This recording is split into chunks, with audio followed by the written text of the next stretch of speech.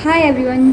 So if you are joining BSc nursing college, so आपके दिमाग में बहुत सारे क्वेश्चंस होते हैं। कॉलेज कैसा होगा, कॉलेज में टीचर कैसे होंगे, और आप पढ़ाई कैसी होगी, और क्या सब्जेक्ट्स होते हैं, और कौन कौन सी बुक्स लेनी है आपको। तो ये सारे क्वेश्चंस आपके माइंड में होते हैं। तो आज हम इस वीडियो में आपको इन्हीं सब चीज़ों के बारे में बताएं।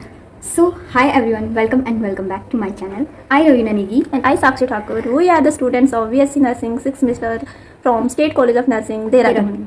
सो गाइस, आज हम आपको बताने वाले हैं कि अगर आप में से कोई भी स्टूडेंट बीएससी नर्सिंग का कोई कॉलेज ज्वाइन कर रहा है या फिर करने वाले हैं या फिर आप फर्स्ट सेमेस्टर के स्टूडेंट हैं, तो उनके लिए मेनली ये वीडियो होने वाली है। सबसे पहले अगर आप नर्सिंग कॉलेज में ज्वाइन कर रहे हो तो आपको सबसे पहले जो चीज़ होनी चाहिए, जो सबसे इंपॉर्टेंट चीज़ है, वो जो आपको पता होनी चाहिए वो है डिसिप्लिन। तो एक नर्सिंग स्टूडेंट को बहुत ज़्यादा डिसिप्लिन में रहना होता है। और जितने भी यहाँ पे जो भी नर्सिंग कॉलेजेस होते हैं उनमें डिसिप्लिन बहुत ज़्यादा मैटर करता है। एक मतलब किसी, चाहे वो आप गवर्नमेंट में जाओ चाहे वो प्राइवेट में जाओ, तो आपको बहुत ज़्यादा टाइट करके रखते हैं स्टार्टिंग में। सबसे पहले जो डिसिप्लिन में हम बात करें तो आपको सबसे पहले पंक्चुअल होना है, पंक्चुअल और टाइमिंग पे आपको कॉलेज आना है। तो आपको मैं बता देती हूँ कि जो हमारी कॉलेज की टाइमिंग होती है वो सुबह 9 बजे से 4 बजे तक होती है। स्टार्टिंग में क्या होता है कि हम नए नए अभी स्कूल से आते हैं तो हमको लगता है कि कम कॉलेज की टाइमिंग कम होगी, लेकिन ऐसा नहीं होता है। 4 बजे तक प्रॉपर क्लासेस होती हैं और सुबह से ही क्लासेस स्टार्ट हो जाती हैं। तो आपको क्लासेस बिल्कुल मिस नहीं करनी है, क्योंकि हर पीरियड में आपकी अटेंडेंस होगी। और आप ऐसे नहीं है कि आधी क्लास अटेंड कर रहे हैं और आधा आप सोच रहे बंक, तो आप बंक मारने का तो बिल्कुल नहीं सोच सकते हो। बंक मारने की सोच ही नहीं सकते। आपने एक क्लास ली कि आप भाग जाओगे। अगर आप पकड़े तो जाओगे, क्योंकि हर क्लास में आपकी अटेंडेंस होती है। टीचर को पता चल गया कि आपने बंक मारा है तो आपको कंपनसेट करना पड़ेगा।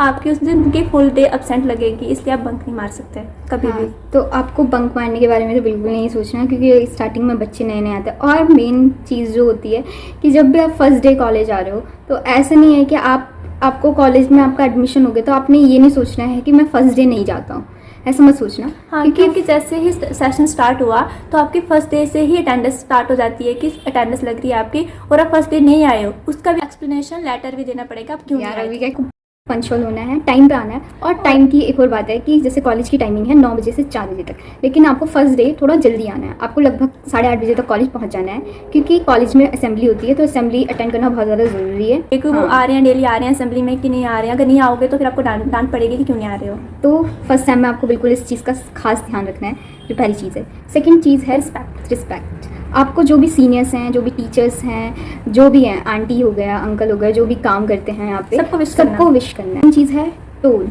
तो आपको स्टार्टिंग में जब भी आप आ रहे हो तो आपको हर कोई नहीं बताएगा कि क्या बोलते हैं, आपको कैसे बात करनी है। जैसे अगर आप लेट, हमने भी बहुत सारी डांट खाई है कि हम भी ऐसे टोन में बात कर देते थे टीचर से। हमें लगता था हमने गलत नहीं बोला, हम बोलते भी नहीं थे गलत, पर हमारी टोन ऐसी होती थी। हमें बिन वजह डांट पड़ी, इतनी बार पड़ी है कि तुम इस तरह से बात कैसे कर सकते हो। पर हम तो खुद से तो बहुत अच्छा बोलना चाह रहे थे, पर हमारी टोन से इम्पैक्ट पड़ता है कि वो बोलते हैं कि इस टोन में बात नहीं करनी है, तो बहुत पोलाइटली बात करनी है हर किसी से। और टीचर को ना आप कभी भी एक्सप्लेनेशन मत देना, रखना है। स्टार्टिंग में जो चीज़ें ये आपको पता होनी चाहिए, हर कोई नहीं बताएगा आपको ये बात, तो ये हम आपको बता रहे हैं क्योंकि हमारे साथ हो चुका है, तो इसलिए हम शेयर कर रहे हैं। तो स्टार्टिंग में आप पे बहुत ज़्यादा ध्यान देते हैं टीचर लोग। तो और हम भी नए नए आते हैं घर से, तो हमें लगता है कि ऐसा क्यों हो रहा है हमारे साथ। पर हमें थोड़ा थोड़ा करके फिर ऐसा लगता है कि ठीक है, हम अब ऐसा ही होगा हमारे साथ। जैसे हम आए थे स्टार्टिंग में, हमें लगता था मैं क्यों बोलूँ सॉरी, मेरी तो गलती नहीं थी। बट फिर ऐसे लगा कि नहीं, हमें यहाँ सॉरी पड़ेगा, कुछ गलती। नेक्स्ट है कि विशिंग मैंने आपको बता दी है। जो भी टीचर्स होते हैं, जो भी सीनियर्स हो रहे हैं, उनको आपको आते जाते विश करना है। स्टार्टिंग में मतलब ऐसे भी हो जाता है कि इतना क्यों करना हो रहा है, लेकिन क्या करें, फिर करना पड़ता है। तो आदत हो जाती है, ऐसा लगता है ठीक है विश ही तो है, करते तो बस जस्ट ऐसे समझना कि विश ही तो है तो कर लेना बस, ठीक है। फिर नेक्स्ट है कि आपको मतलब स्टार्टिंग में जब आप आ रहे हो क्लास में, आप ऐसा नहीं है कि टीचर आपको कुछ बोल रहे हैं तो आप फनी वे में कुछ चीज़ बोल रहे हो। हम ऐसे होता है ना कि हमें लगता है, कई बार होता है कि मेरे स्कूल का कुछ अलग इन्वायरमेंट होगा कि हमें बोले कि हम मजाक भी कर रहे हैं टीचर के साथ, पर यहाँ पे नहीं, बिल्कुल मजाक बना रहे हैं, वो ऐसा नहीं होगा। हम ये नहीं कि अगर आपको भले ही ऐसे भी लग रहा है कि सामने से टीचर फनी वे में बात कर रहा है, लेकिन आपको ऐसे नहीं है कि आप भी टीचर से ऐसे ही फनी वे में बात कर रहे हो, क्योंकि स्टार्टिंग में आप पॉइंट आउट हो जाते हो।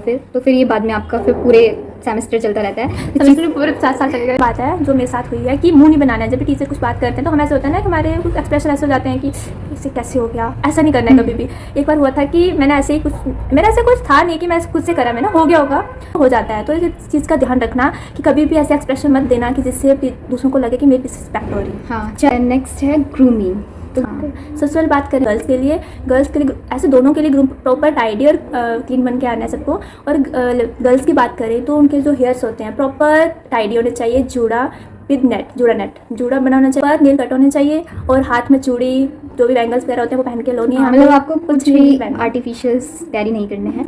आप हील्स नहीं पहन सकते, आपको प्रॉपर स्लीपर्स पहनने हैं, शूज़ पहन सकते हो, पर आप हील नहीं पहन सकते यहाँ पे। और हेयर्स का बता दिया आपको, जूड़ा नेट। और बॉयज़ के लिए, बॉयज़ को उसको भी एकदम नीट एंड टाइडी बन के आना है, और ऊपर से उन्होंने शर्ट कैरी करी होनी चाहिए, और नीचे से ट्राउज़र होना चाहिए, या फॉर्मल पैंट पहन सकते हैं। पर जीन्स अलाउ नहीं है इस कॉलेज में।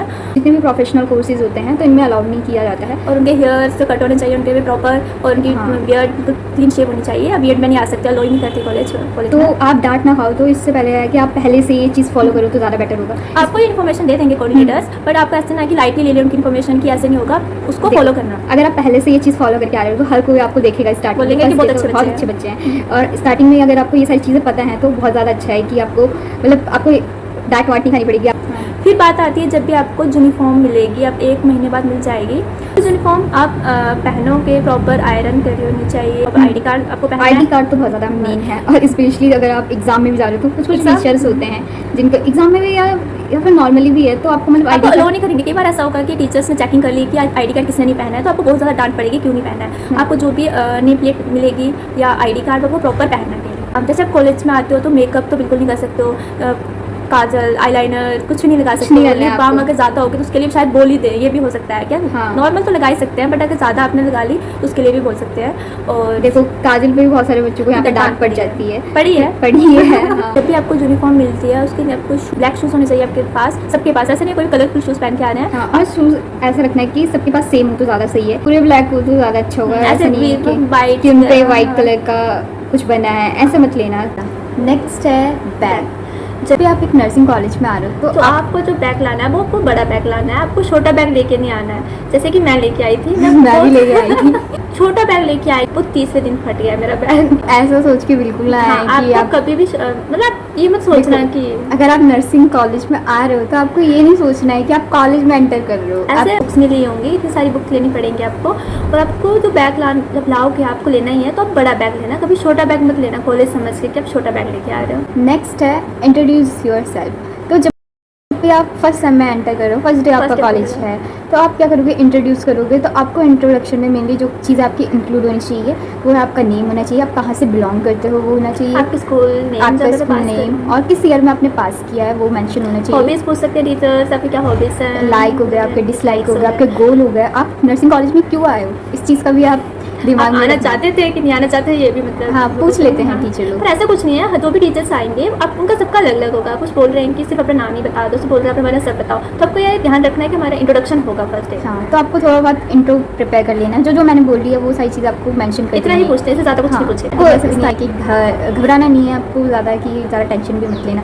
हो सकता है कि आपका फर्स्ट डे अच्छा ना हो सकता है आपका बहुत अच्छा भी हो, तो स्टार्टिंग में होता है कि क्या बोलते हैं हमको पता नहीं जब हमारा अच्छा कोई नहीं होता, जैसे हम घर से आते हैं हमें बुरा ही लगता है कि क्या होगा, वैसे घबराना नहीं है, धीरे धीरे करके सब ठीक हो जाता है, दोस्त बनते हैं नए नए, सब अच्छा हो जाता है। तो स्टार्टिंग में अगर टीचर आपको डांट भी रहा है तो आपको ये नहीं सोचना है कि क्या बोलते हैं यहाँ पे ऐसे होगा, स्ट्रिक्ट लगेगा आपको, कुछ चीज़ें अगर आपको स्ट्रिक्ट लग रही है तो, लेकिन धीरे धीरे करके आपको उस चीज़ की आदत हो जाएगी तो आपको ठीक लगने लगेगी। बहुत सारी चीज़ें हम नहीं सीखेंगे जो हमने नहीं सीखी है, पहले हमने किसी से डांट खाना नहीं सीखा है, तो ऐसे हो जाता है कि धीरे धीरे करके हमें लगेगा ठीक है इतना कुछ है नहीं, बस स्टार्टिंग में बहुत ज़्यादा लगता है वही चीज़।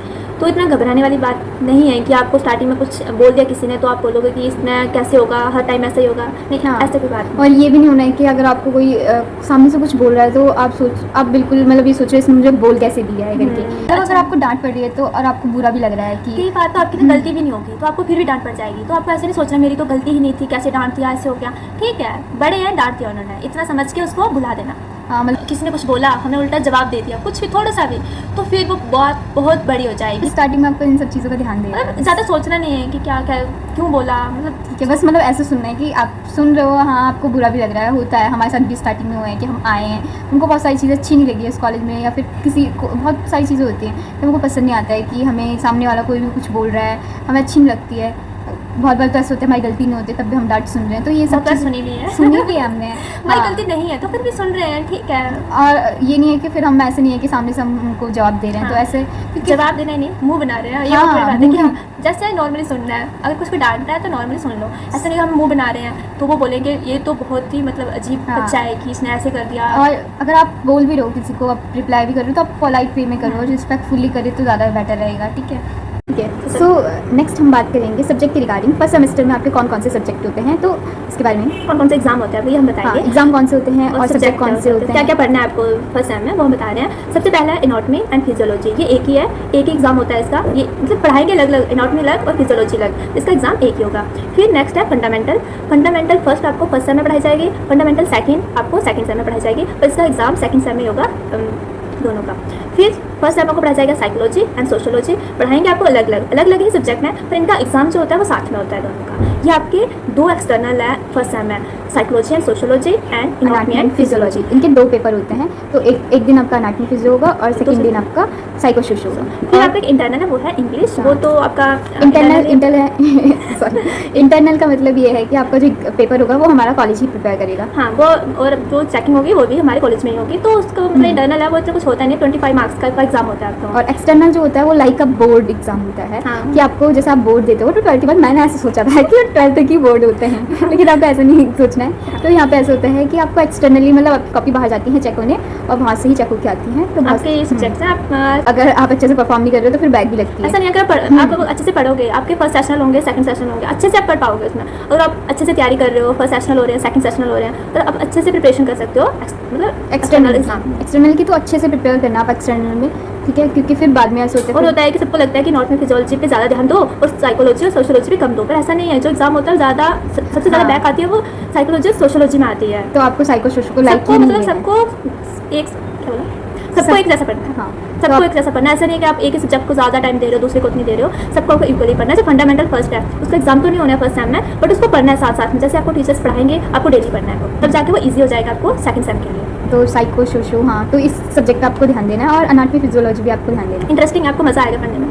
हाँ, तो आपको जनरली बता देते हैं एनाटॉमी फिजियोलॉजी में आप बॉडी पार्ट्स के बारे में पढ़ोगे, उनकी फंक्शनिंग के बारे में पढ़ोगे। हाँ, स्ट्रक्चर और फंक्शन पढ़ोगे, और और फंडामेंटल तो बेसिक है नर्सिंग का। तो जो सबसे इंपॉर्टेंट सब्जेक्ट है वो यही है, फंडामेंटल ऑफ नर्सिंग, जो आपका बहुत basic ज़्यादा है। इंटरेस्टिंग है, बहुत मज़ा आएगा, अच्छे से पढ़ना आपको बहुत मज़ा आएगा। और सबसे ज़्यादा इंपॉर्टेंट भी होता है ये। बाद में आप कोई भी एग्जाम दोगे, नॉट सेट होगा, अगर कोई भी कॉम्पिटिटिव एग्जाम होता है तो बहुत सारे क्वेश्चन आते हैं, तो आपको इस सब्जेक्ट पे बहुत ज़्यादा फोकस करना है। नर्सिंग फाउंडेशन भी इसलिए बोलते हैं क्योंकि ये एक टाइप से बेस है नर्सिंग का, तो ये बहुत ज़्यादा आपका, अगर आपकी बेस स्ट्रांग होगी तो आपकी बिल्डिंग बहुत ऊँची जाएगी तो आपको स्टार्टिंग में ध्यान देना है, तो अपना बेस एकदम क्लियर रखना आप। नहीं, बहुत सारे बच्चों का ये रहता है ना कि इसका तो एग्जाम ही नहीं होता फंडामेंटल का, इसको सेकंड सेम में देख लेंगे। ऐसा मत करना कभी भी, हाँ। क्योंकि फिर बर्डन हो जाता है आपको, फिर बाद में सेकंड सेम के सब्जेक्ट है न्यूट्रिशन, बायोकेमिस्ट्री, तो वो करते करते फिर आप ये नहीं कर पाओगे, फंडामेंटल फर्स्ट छूट गया है, इससे आप उसको साथ साथ में भी लेके। नेक्स्ट है बुक्स के रिगार्डिंग। सो जो मैं आपको बताऊँ, हमारे जो टीचर ने मेनली जो हमें टीचर ने जो हमें सजेस्ट की थी वो वाली बुक मैं आपको बताऊँगी, और जो मुझे लगा कि जो बेनिफिट भी है बुक को, तो वो सारी बुक ही बताएंगे। तो सबसे पहले आपकी है साइको सोशो के लिए, तो साइको सोशो के लिए आपको लेनी है आशीर्वाणी। आशीर्वाणी बहुत अच्छी बुक है, अच्छी लैंग्वेज है, ईजी है, आप खुद भी पढ़ोगे आपको समझ आ जाएगा। तो हमने तो ऐसा किया था, हमने तो पूरी आशीर्वाणी के नोट्स बनाए थे, हमने बुक नहीं खरीदी थी। आपको देख लेना आप कॉलेज में आके साइको सोशियोलॉजी का, साइकोलॉजी और सोशियोलॉजी का अगर आपको नोट्स लिखाए जा रहे हैं तो जरूरी नहीं है कि आप बुक ले सभी, क्योंकि वही बुक आपको मतलब लिखनी पड़ेगी। हाँ, एनाटॉमी फिजियोलॉजी की बुक लेना जरूरी है, वो तो आपको लेनी पड़ेगी। एनाटॉमी एंड फिजियोलॉजी के लिए आप आर विल्सन या फिर आप टॉर्टोरा भी ले सकते हो, लेकिन आर विल्सन ज़्यादा बेटर रहेगी।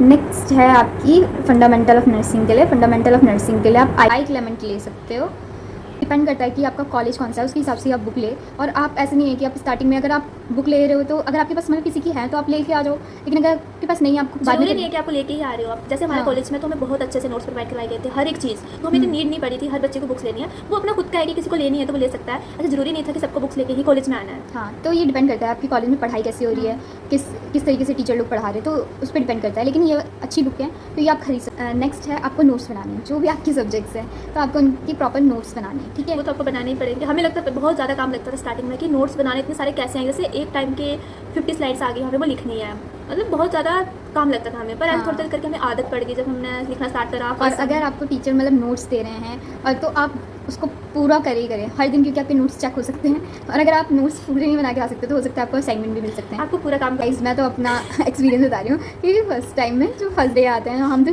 स्कूल में भी मतलब ऐसे नहीं होता है कि कर ही लेते हैं फिर भी, लेकिन मुझे यहाँ पे जब आई फर्स्ट सेकंड डे की बात थी तो नोट्स करने थे और टीचर ने बोला होगा कि नोट्स बना के लेके आना कर, तो अब इतना सारा काम था तो मुझे लगा कि इसका बाद में कर लूँगी, ये फिर अगले दिन क्या होता है हमारे साथ, तो फिर असाइनमेंट मिल जाता है। एक टाइम नहीं मिलेगा सर, 50 टाइम्स 25 टाइम्स और हमने आप तो 100 टाइम्स भी कर रखा है। फिर ऐसा हो जाता है कि फिर रोना जो हमारा निकलता है आंसू। होता है स्टार्टिंग में, मतलब हमें इतना वैसे लगता है कि प्रेशर लगता है कि ऐसे कैसे हाँ। हो गया, हम जो एक बार नहीं लिख पा रहे हैं वो हमें 50 बार लिख रहे हैं। इससे अच्छा है कि हम काम ही कर लें, नोट्स जो दिए हैं उन्होंने वो प्रॉपर टाइम पे बना लें। और एक starting अच्छी में तो बात है देखना ही है। क्योंकि हमें प्रॉपर नोट्स दिए जा रहे हैं। एक बार जब आप नोट्स नहीं बना रहे हो कई बार तो टीचर ही अपसेट हो जाते हैं कि बच्चों को नहीं चाहिए, तो वो नोट्स कई बार नहीं देते। इससे अच्छा है कि हाँ। आप नोट्स प्रॉपर बना लें। अगर चीज़ आपको जो मिलेगी वो है आपके लेटर्स, आपको देना पड़ेगा एक्सप्लेनेशन लेटर कि आपने काम क्यों नहीं किया। हाँ, अगर आप कुछ बोलोगे लिख के दे दो, एक्सप्लेनेशन लेटर दो, क्यों नहीं करा। अगर किसी ने बोला कि बहुत मैं नहीं कर पाया, ये वजह थी, वो आप लिख के देना पड़ेगा आपको। और इससे अच्छा है कि आप काम कर लो टाइम से। और एक्सप्लेनेशन लेटर हो गया। नेक्स्ट आपको पता होना चाहिए अपॉलॉजी लेटर, क्योंकि आप नर्सिंग में आ रहे हो तो आपसे अगर कोई भी गलती हो रही है तो उसकी भी रिटर्न में ही एप्लीकेशन जाएगी, आपको चाहे अपॉलॉजी वो छोटी ही क्यों नहीं, ऐसी नहीं कोई बहुत बड़ी गलती होगी, अगर कोई छोटी सी गलती होगी उसके लिए भी आपको पॉलिसी लेटर लिखना पड़ेगा। तो एक नोट्स प्रॉपर होने चाहिए। और ऐसे आप नोट में फिजियोलॉजी के नोट्स बनाओगे तो अच्छे से बनाना, उनको डायग्राम्स जो भी आपको पढ़ा रहे हैं उसको डायग्राम्स अच्छे से मेंशन कर सकते हो। अच्छे से आप नोट्स बनाओगे तो आपको मज़ा आएगा लास्ट में पढ़ने के लिए, ईजी रहेगा आपके लिए। नेक्स्ट है आपको जो ध्यान देना है वो अटेंडेंस। आपकी जो अटेंडेंस होनी चाहिए वो क्लिनिकल की तो एकदम 100% होनी चाहिए, और जो थ्योरी होती है उसकी 80% होनी चाहिए। तो आपको जरूरी नहीं है कि 80% आपको मिले ही, ऐसा नहीं सोचेंगे 20% तो हम नहीं आएंगे, ऐसा नहीं है आपको, लेकिन आने ही आना है, हर दिन आओ आप, ठीक है। अगर छुट्टी नहीं मांग क्लिनिकल में सकते छुट्टी ले लिया आपने तो आपको कंपनसेट करना पड़ेगा। वो डिपेंड करेगा कोऑर्डिनेटर पे। अगर आप कोऑर्डिनेटर पे भी डिपेंड करता है, हाँ, कॉलेज पे भी डिपेंड करता है कि है। कंपनसेशन जैसे किस आप, अकॉर्डिंग हमें तो ऐसा भी हुआ है कि एक दिन छुट्टी ली है तो हमें 1:3 कंपनसेट करना पड़ रहा है उस एक छुट्टी का। हाँ। हमने बहुत सारे करे हैं, तो इससे अच्छा है कि क्लिनिकल में छुट्टी ही ना तो मारे। पूरा महीना आपका छुट्टी, पूरा संडे हमने आपके 3 दिन छुट्टी मारी है और हमारी नो कंपनसेशन थी ना, तो 9 संडे आप समझ सकते हो आपके पूरे क्लिनिकल में जा पूरे रहे हो। खराब हो गए थे। हम 9 दिन पूरे संडे को कॉलेज में हॉस्पिटल जा रहे हैं कंपनसेट करने के लिए। अटेंडेंस आपकी एक क्लास अटेंड करी, दूसरी नहीं करी, आपको सारी क्लासेस अटेंड करनी जितनी भी होती हैं प्रॉपर 4 बजे लिखा जाता है। और बीच आपको मतलब आपको फ़ोन लेके आना अलाउड है क्लास में, लेकिन आपका ऐसा नहीं है कि स्टार्टिंग में बहुत ज़्यादा होता है कि क्लास में बच्चों के फ़ोन बजते हैं, ठीक है, पता भी नहीं होता है, क्योंकि कभी ऐसा होता है घर वालों का ही कॉल आ जाता है। तो आपको ये चीज़ का ध्यान रखना है कि बहुत अपना सारे बच्चे होते हैं उनको रूम लेके रह रहे हैं तो उनको जल्दी जल्दी आ रहे हैं, उन्होंने फ़ोन साइलेंट करना भूल गए तो ऐसे डाल दिया उन्होंने बैग में, तो वो बज रहा है तो बहुत ज़्यादा डांट पड़ सकती है। फ़ोन ले जाते हैं टीचर्स, फिर फ़ोन ही ना दे, फिर उसके लिए आपको पॉलिसी लेटर लिखना पड़ेगा। इससे अच्छा ध्यान रखना, फ़ोन जब भी ला रहे हैं स्विच ऑफ होना चाहिए फ़ोन, तो या तो नहीं तो आप साइलेंट करके रखो, ठीक है, साइलेंट रखना है आपको अपना फ़ोन, बीच में आपका बजना नहीं चाहिए।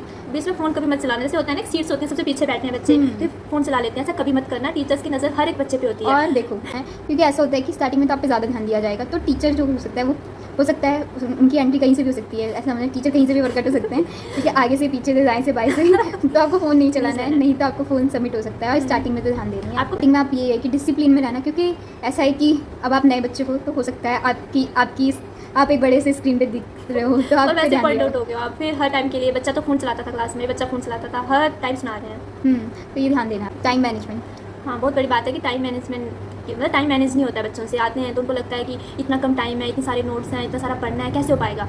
तो ऐसा नहीं है कि आपको बहुत सारा टाइम है पर हम उसको अच्छे से यूटिलाइज़ नहीं कर पाते हैं। जैसे हमारी क्लासेस होती हैं, फुल डे क्लास हो रही है, तो बीच में अगर आपको खाली पीरियड मिल रहा है तो आप उसमें ना ऐसा ना करिए कि फ़ोन चला लेते हैं, रील्स देख लेते हैं। उसमें अपना जो काम है, नोट्स हैं, वो बना लो, जो आपको लिखने वाला काम है, क्योंकि पढ़ तो पाते नहीं हम कॉलेज में इतना ज़्यादा, तो आप लिखने वाला काम कर लो। जैसे छुट्टी हो रही है 4 बजे के आके आपको 1 घंटा आपको रेस्ट करना है और उसके बाद आप अपना काम कर लो। 1-2 घंटा काम कर, आपने जो भी नोट्स बनाए, असाइनमेंट मिले थे वो बनाए, जो आपको पढ़ने को मिला था वो थोड़ा बहुत पढ़ा। उसके बाद आपको डिनर करना है जो टाइम पे, वो अपने टाइम पे डिनर करा। उसके बाद घर वालों से बात वगैरह, जो भी आप वॉकिंग पे जाते हो वो आप कर लो अपना 8:30 या 9 बजे तक। फिर 9 से 11 तक आप अपना टाइम, ऐसा नहीं कि उसमें भी रील्स ही देख रहे हो आप, फिर बाद में भी उसको आप प्रॉपर क्या करो, उसमें आप जो भी आपको पढ़ने को ज़्यादा मिल रहा है तो आप उसको पढ़ लो। क्योंकि ऐसा होगा कि स्टार्टिंग में खास करके आपसे नेक्स्ट डे वो चीज़ पूछी जाएगी। जो भी पढ़ाएंगे आपको 4 सब्जेक्ट होंगे, उनका सबको पूछा जाएगा, एक टीचर पूछेंगे जो भी आपको पढ़ाएंगे, तो आपको सबको रिवाइज कर लो एक बार। ऐसा नहीं बोल रही हूँ मैं आते ही आप हर टाइम बुक पढ़ के मतलब पकड़ के रहो, नहीं, थोड़ा टाइम करके उसको रिवाइज कर लो कि क्या पढ़ाया था इस कॉलेज में, बस इतना है। फिर क्या हम टाइम हमारा इसलिए वेस्ट होता है क्योंकि हम जो